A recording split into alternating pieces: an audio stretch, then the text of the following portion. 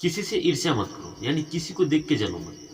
दोस्तों कहा जाता है वो इंसान सफल हो सकता है जिसका समय खराब चल रहा है, लेकिन वो इंसान सफल नहीं हो सकता है जिसका नीयत खराब है। इसलिए किसी को देख के जलो मत। अभी तो ये दौर बन चुका है कि सबको देख के सब जलते हैं। दूसरे की तो बात छोड़ो, अपने घर में ही ऐसा प्रॉब्लम होता है। तो ध्यान रहे, किसी से भी ईर्ष्या मत करो, क्योंकि सफलता अगर आप चाहते हैं ना तो किसी के बारे में गलत मत सोचिए, किसी को देख के जलन फील मत कीजिए। एक बात हमेशा ध्यान रखिएगा, वो इंसान जिंदगी में कभी सफल नहीं हो सकता है जो इंसान नेगेटिव सोचता हो, जो इंसान किसी से जलता हो, किसी से ईर्ष्या करता हो। अगर वो इंसान पैसा कमाता है तो आप भी काम कीजिए, आप भी पैसा कमाइए, आप भी संघर्ष कीजिए। तो ऐसा होना चाहिए। एक कहानी बताऊंगा, बहुत अच्छी कहानी है। इतनी अच्छी कहानी है कि आप लोग को सुन के ये मालूम पड़ जाएगा क्या कि ईर्ष्या क्यों नहीं करना चाहिए, किसी को देख के क्यों नहीं जलना चाहिए। तो चलिए कहानी स्टार्ट करते हैं। एक राज्य में बहुत बड़ा मूर्तिकार रहता था। राजा ने उसे मूर्ति बनाने के लिए बुलाया। बहुत बड़ा मूर्तिकार था, मशहूर था, फेमस था। तो राजा ने उसे इनवाइट किया और मूर्ति बनाने के लिए बुलाया। वो मूर्तिकार ने ऐसा मूर्ति बनाया कि राजा देख के बहुत खुश हुआ। बहुत अच्छा मूर्ति बनाया, क्योंकि वो कारीगर मूर्तिकार था, बहुत फेमस था। तो वो ऐसा मूर्ति बनाया कि राजा देख के बहुत खुश हुए। और राजा ने उसे सोने के सिक्के दिए और एक ऊँट दिया दान में। ऐसा दान उस कारीगर को पहले कभी नहीं मिला था।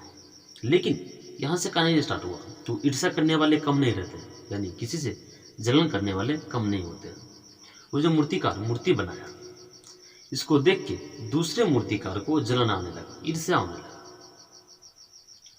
उन्होंने इस मूर्ति में कमी निकालने लगे। ये कमी है, मूर्ति में ऐसा नहीं है, ऐसा होना चाहिए, जैसा मूर्ति होना चाहिए वैसा बनाया नहीं है।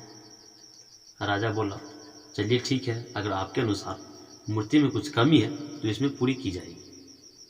राजा ने जो मूर्ति बनाया था, मूर्तिकार को जो फेमस था, उसको बुलाया और बोला कि ये लोग बोल रहे हैं जो मूर्ति में कुछ कमी है, तो आप इस मूर्ति को ठीक कीजिए।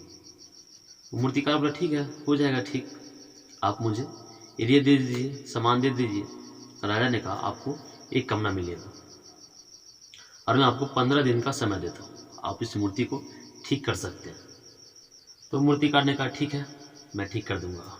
राजा ने उसे मूर्ति के साथ साथ एक कमरा दे दिया, बड़ा सा कमरा दे दिया और सभी साधन दे दिए। साधन देने के बाद वो मूर्तिकार कमरे में गए और कमरे में छेनी हथौड़ी लेकर गए थे। वो छेनी हथौड़ी लेकर गए थे तो वो कमरे में से ठक ठक की आवाज़ आ रहे थे। तो उनसे जो जानने वाले थे, जिन्होंने मूर्ति में कमियां निकाली थी, उसके मन में हो रहा था कि शायद ऐसा लग रहा है कि मूर्ति को ठीक कर रहा है, लेकिन एक्चुअली में वो ऐसा कर नहीं रहा था। आगे कहानी बताएंगे। तो उससे जो जानने वाले थे, जिन्होंने मूर्ति में कमी निकाली थी, वो सोच रहा था कि मूर्ति को ठीक कर रहा है।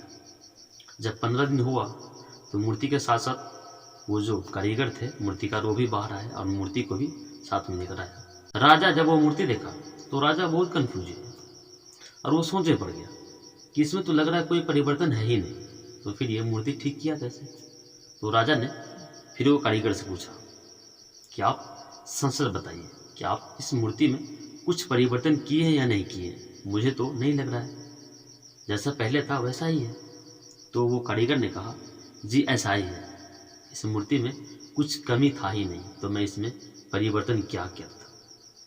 वो जो मुझसे जलने वाले थे या फिर ईर्ष्या करने वाले थे, मैंने उसको दिखाने के लिए रूम में खटखट की आवाज़ करता था, ताकि उसको ये मालूम पड़ सके कि अंदर मूर्ति को ठीक कर रहा है, लेकिन इस मूर्ति में कुछ परिवर्तन करने था ही नहीं, जैसा है वैसा ही है। तो राजा ने बहुत खुश हुआ और राजा बोला कि मैं आपको इस राज्य का सबसे बड़ा, सबसे महान मूर्तिकार नियुक्त करता हूँ। क्योंकि राजा बोला कि आपसे जो ईर्ष्या करते थे, आप उनसे भी इतने नॉर्मली, यानी इतने शांत से बदला लिए, इसलिए मैं आपको ये राज्य का सबसे बड़ा मूर्तिकार नियुक्त करता हूँ। तो दोस्तों ये देखिए, जो उनसे जलने वाले थे उनको भी इन्होंने इतने अच्छे से सबक सिखाया ताकि उनको भी बुरा ना लगे। उन्होंने बोला था कि मूर्ति ठीक नहीं है, लेकिन इन्होंने मूर्ति ठीक था फिर भी इन्होंने कमरे में बंद कर लिया ताकि उसको तसल्ली मिल सके कि हाँ मूर्ति में कुछ परिवर्तन किया है। और वही लोग उसके बाद जब राजा ने बोला कि अब मूर्ति ठीक है, तो वो लोग बोले कि हाँ अब ठीक है मूर्ति, लेकिन उस मूर्ति में एक्चुअली में कुछ परिवर्तन वो मूर्तिकार किए ही नहीं थे। उन लोगों का सिर्फ वो जो कहा जाता है कि ईर्ष्या, किसी से देख के जलना, वो था। तो उस मूर्ति में कुछ परिवर्तन नहीं हुआ था। तो ऐसा ही होता है दोस्तों, किसी को देख के जलन फील मत करना या फिर किसी से ईर्ष्या मत करना।